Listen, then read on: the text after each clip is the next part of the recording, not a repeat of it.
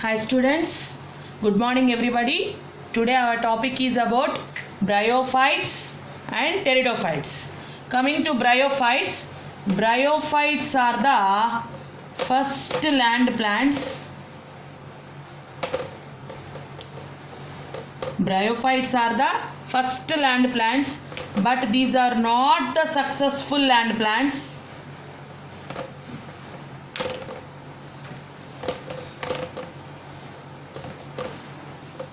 As they can live on the water and also on the soil, they are also known as amphibians of plant kingdom.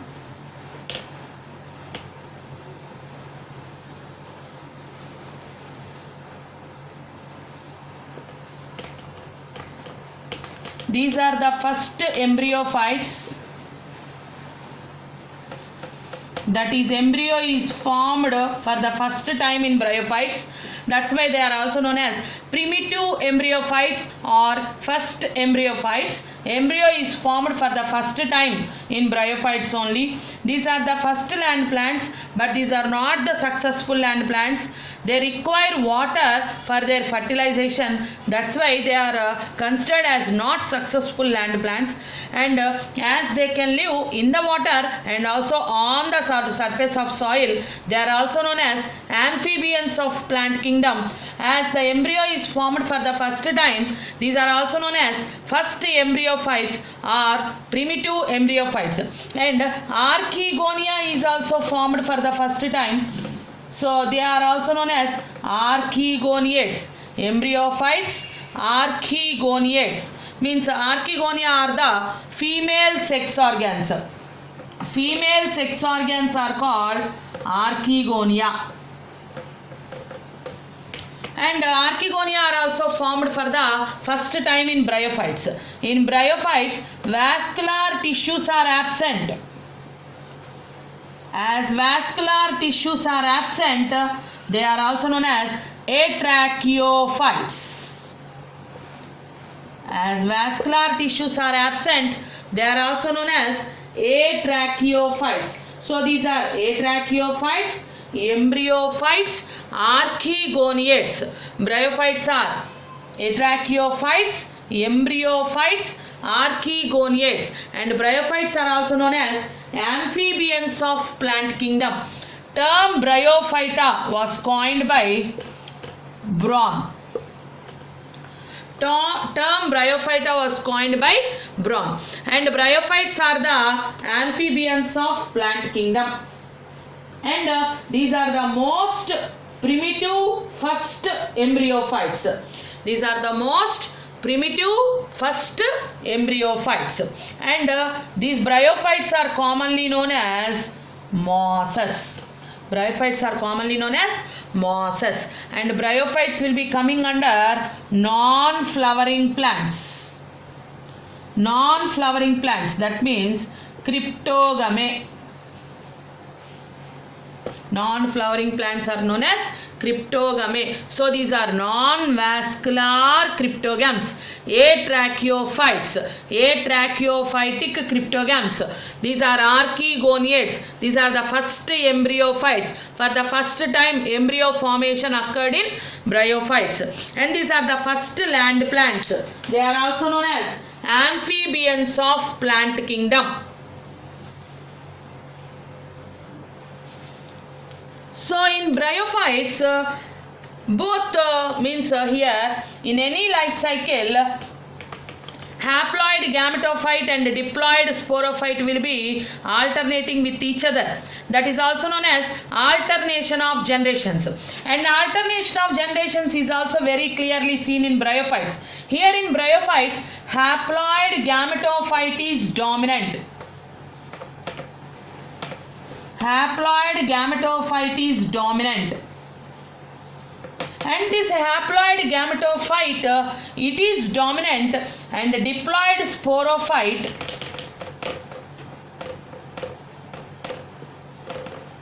is a partial parasite on gametophyte. Diploid sporophyte is a partial parasite on haploid gametophyte.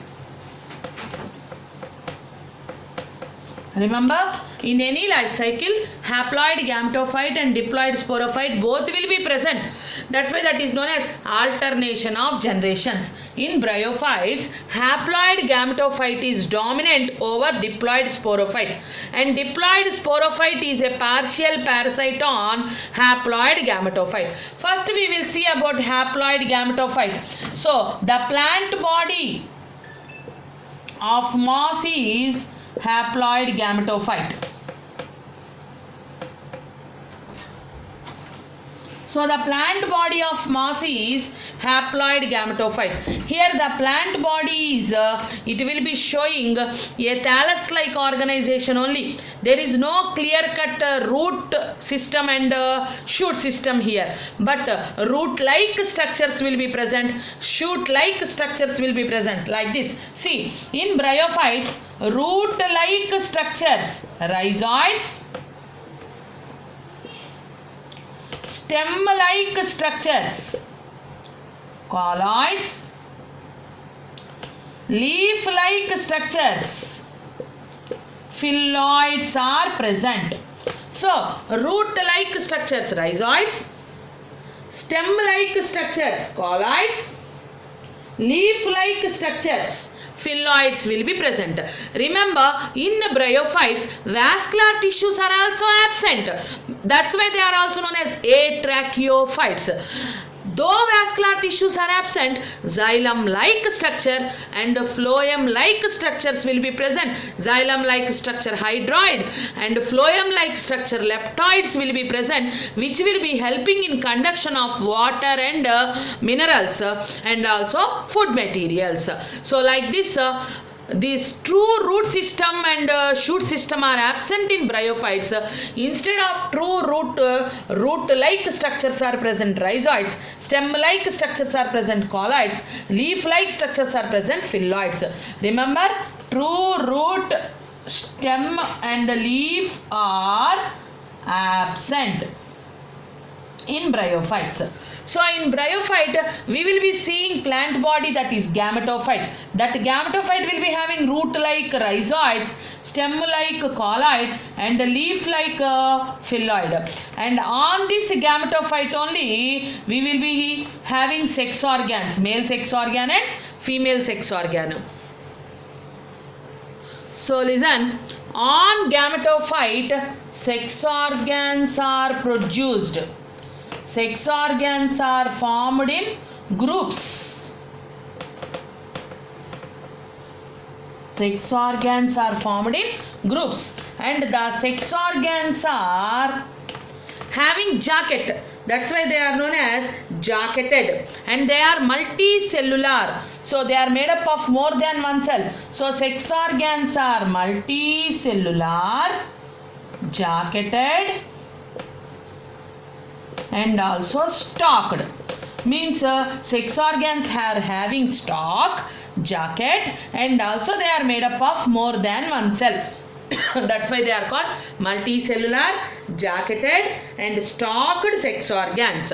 Remember, we are discussing about gametophyte, haploid gametophyte. This is the plant body. This haploid gametophyte will be having root-like structures, rhizoids, stem-like structure, colloid, and leaf-like structure, phylloid. And here the sex organs will be formed on branches. See, male branch is called antheridial branch.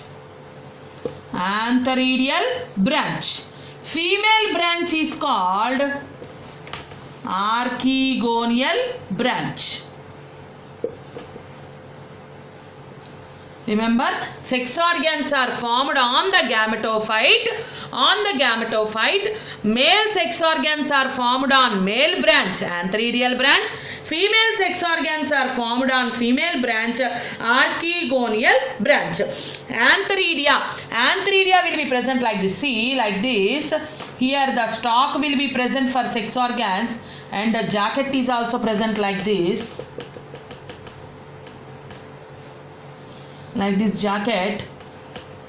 See, this is a antheridia. Antheridia are produced on antheridial branch.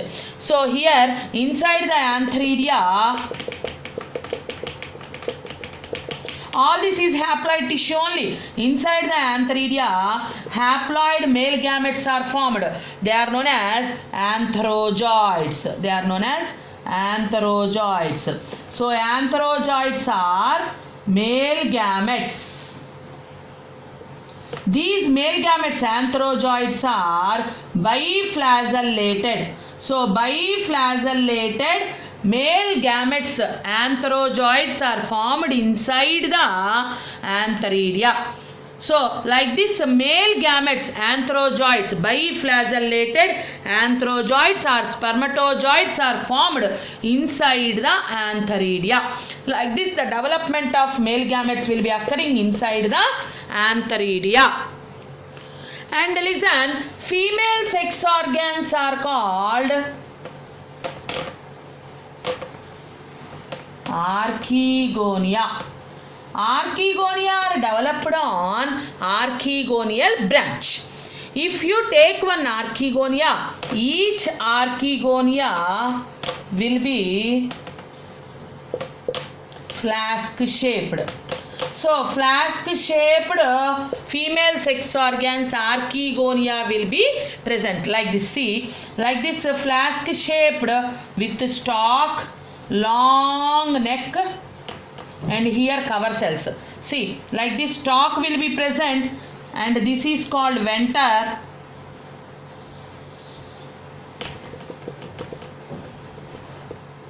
This is stalk, multicellular stalk. This is called venter, and this is called jacket, venter jacket, and this is called neck. Remember, here egg cell will be present, here egg cell will be present, and this is called venter canal cell, and here neck canal cell will be present. Neck canal cell, venter canal cell, egg cell. Here all neck cells will be present. This lid will be having cover cells. Cover cells. See, listen. Cover cells will be present here. These are neck cells. Neck canal cell, venter canal cell. Inside the venter, egg will be present, and this is called venter, and outer layer is called venter jacket, and this is called stalk. So our important part present in archegonium is egg cell. So all these structures like venter canal cell and neck canal cell get degenerated, and they will be having degenerating capacity, and they will be forming into mucilaginous substance, and this mucilaginous substance will be coming out, oozing out from these cover cells. So because of this mucilaginous substance, the antherozoids, which are biflagellated male gametes, antherozoids, already we discussed, from antheridia male gametes are ready. These antherozoids will swim towards the neck of archegonia, and these antherozoids are attracted by the mucilaginous substance released by disintegration of venter canal cell and neck canal cell. So because of this mucilaginous substance, antherozoids will get attracted, and these antherozoids, because of biflagellated nature, they will swim towards the archegonia, and the antherozoids will enter into the archegonia, and the antherozoids male gametes will fuse with the egg cell to form diploid zygote. Like this, the fertilization is occurring here. As the female gamete is not at all moving, male gamete is moving towards the female gamete. This is known as zooidogamous type of oogamy. This is called as zooidogamous type of oogamy. As the male gamete is coming towards the female gamete, this type of fertilization is also called as zooidogamous type of oogamy. So, female sex organs archegonia, male sex organs antheridia. Each archegonia is flask shaped, and each archegonia will be having stalk, venter, and neck. So, in the venter, egg cell and venter canal cell will be present. In the neck, neck canal cell and neck cells will be present. And when the ventral canal cell and neck canal cell disintegrates and they form a mucilaginous substance, that mucilaginous substance will be attracting the male gametes antherozoids, because of which the antherozoids will swim towards the female gamete, that is female sex organ archegonia. And when the antherozoids swim towards archegonia and it enters into the venter, that is archegonial venter, and inside the venter the male gamete fuses with female gamete to form diploid zygote. All this process is occurring on the haploid gametophyte of bryophytes. So on the haploid gametophyte, leaf-like structures phylloids, stem-like structure colloid, root-like structure rhizoid will be present. And along with these structures, sex organs are developed on separate branches. Male branch antheridial branch produces antheridia, female branch archegonial branch produces archegonia. So on the gametophyte, now fertilization has completed and diploid zygote is formed. And listen students, here the mucilaginous substance which is containing chemicals, because of these chemicals only the male gametes are getting attracted. That's why that type of movement of male gametes towards female gametes, because of chemicals, that type of movement is called chemotaxis or chemotactic movement. Chemotaxis or chemotactic movement. Because of this chemical attraction only the male gametes will come towards female gamete, and diploid zygote is already we discussed about this. Diploid zygote is formed inside the venter of archegonia. Now see, remember, like this root-like structures rhizoids, haploid gametophyte structure, stem-like structure colloid, leaf-like structure phylloids will be present like this. Here the male sex organ and female sex organs are formed on different branches, and male sex organs antheridia and female sex organs flask-shaped archegonia are present here. So inside this archegonia, now the egg cell is present like this. Now from the antheridia, the antherozoids are formed and they are liberated, and these antherozoids are having biflagella, with the help of which they will be swimming towards archegonia. And meanwhile here the ventral canal cell and neck canal cell will get disintegrated, and the mucilaginous substance which contains chemicals, it will attract the antherozoids. The antherozoid male gamete enters into the archegonia, and inside the archegonia with the egg cell the male gamete will be fusing, because of which diploid zygote is formed inside the archegonia on the haploid gametophyte. Now what is happening? Now this zygote will be developing into embryo. Now this embryo will be developing into diploid sporophyte. Remember, the zygote will not undergo meiosis.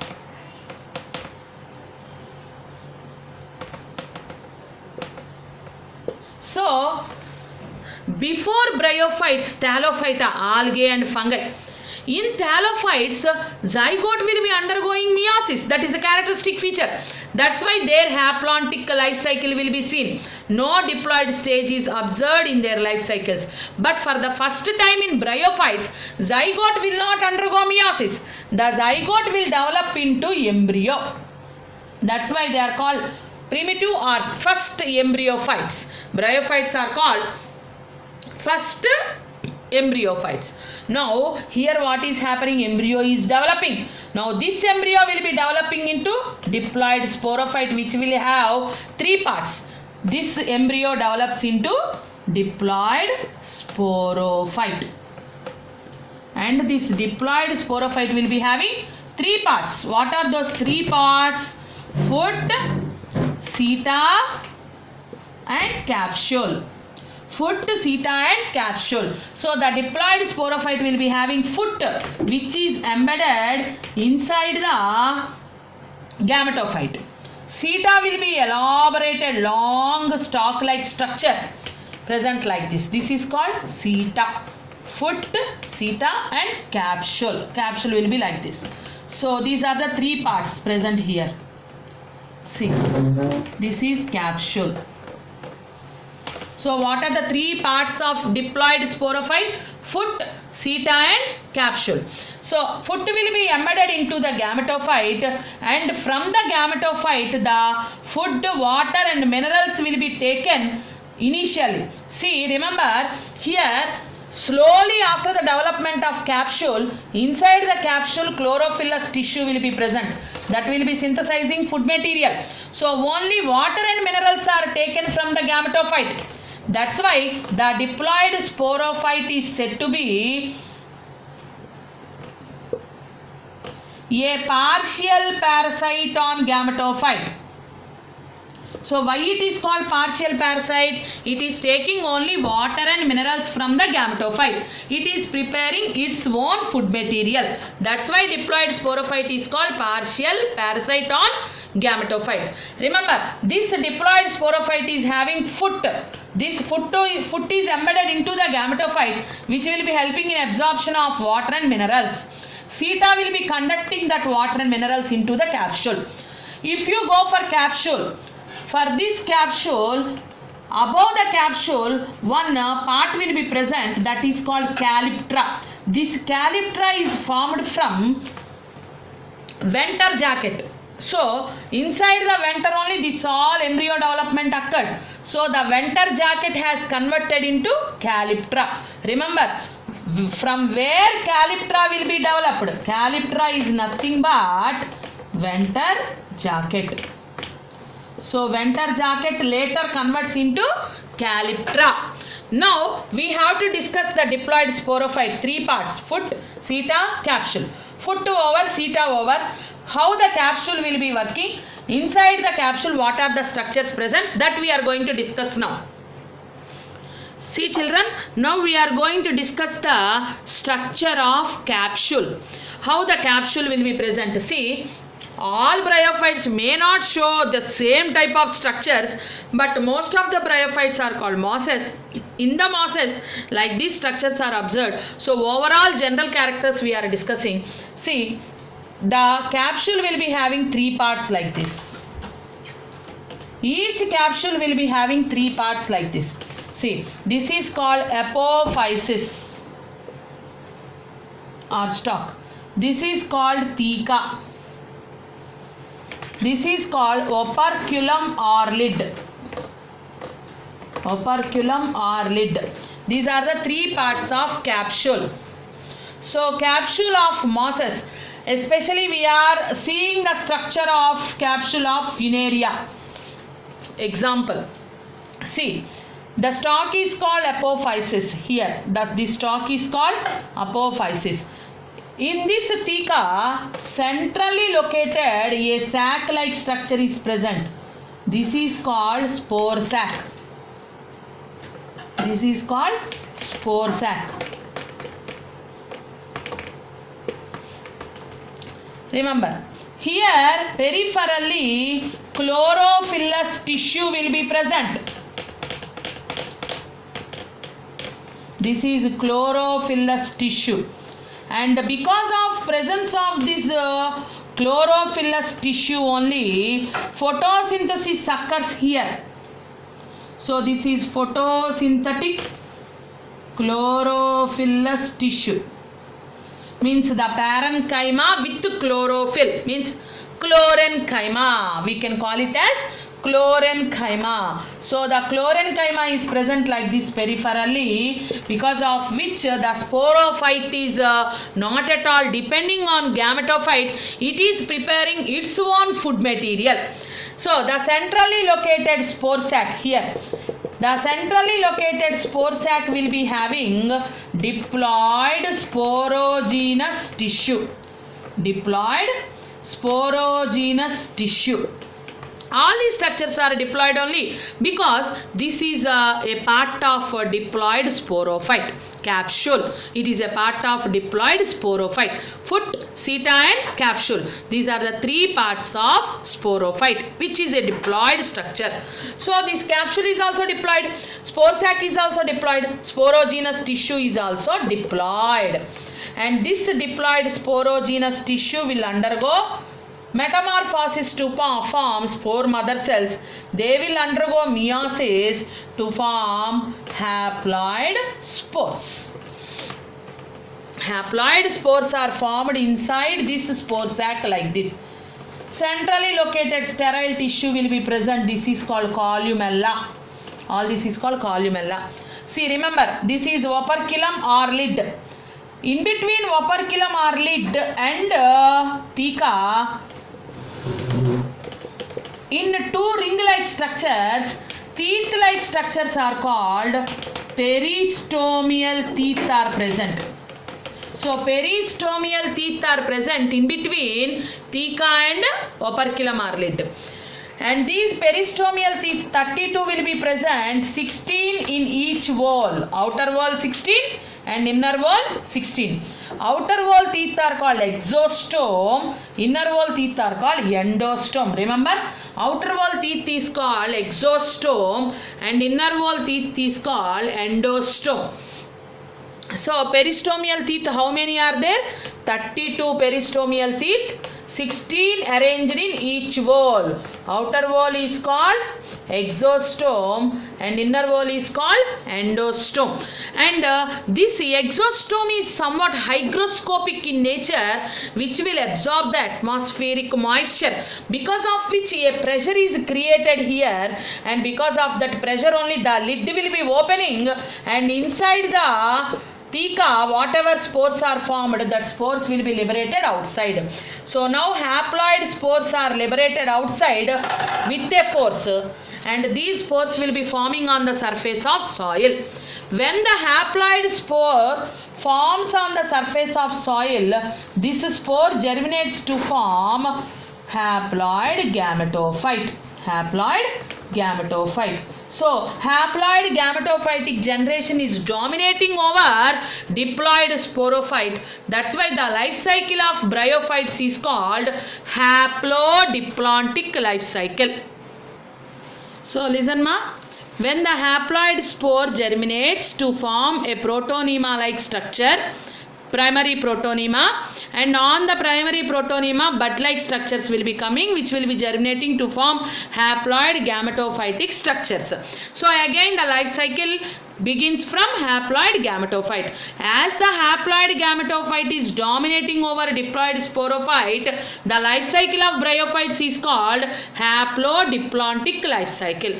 Coming to economic importance of bryophytes, economic importance, if you go for economic importance, bryophytes are having only little economically importance, because only some bryophytes are economically useful. Some mosses will be providing food for herbaceous animals, and these mosses, they will be forming a thick mass like structures on the soil, which will be useful for prevention of soil erosion. I think you know what is soil erosion. That soil erosion will be preventing with the help of these mosses, and these mosses will be colonizing the rocks along with lichens. See, you know, lichens are the organisms which will be having one algal member and one fungal member symbiotic living, and these lichens are the primary occupying the means they will be primarily occupying the rocks. They will colonize the rocks for the first time, because of which only these ecological importance will be present, that rocks will be undergoing weathering process, because of which soil will be formed. And these mosses along with lichens, they will colonize the rocks, and they are also showing some ecological importance. Along with this economic importance, one more very important moss is, that is sphagnum. Sphagnum, it is also known as peat moss. It is also known as peat moss. I think you know about sphagnum. It is also known as peat moss. It is used as fuel because it holds more amount of water. It will be also used for transshipment of living materials. Any living material has to be transported from one area to another area. Then this peat moss will be used for packing material.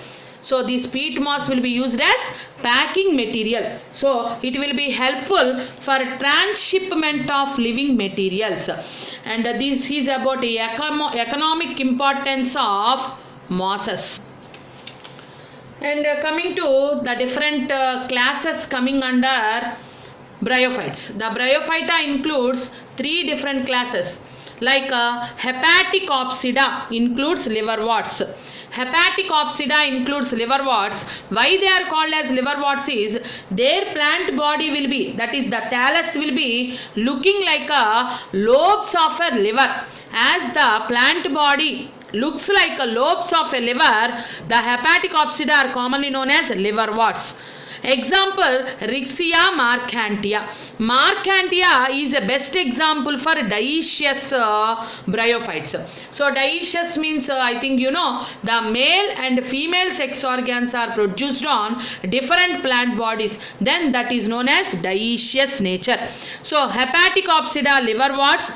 Liverworts will be showing asexual reproduction along with fragmentation. They will be forming a special cup-like structures called gemmae-cups. Inside these gemmae-cups, special asexually reproducing bodies called gemmae will be produced. So gemmae-cups are formed in liverworts. That is very important bit in NEET. And dioecious bryophytes, example marcantia, that is also very important bit. Hepaticopsida liverworts, Anthoceratopsida hornworts.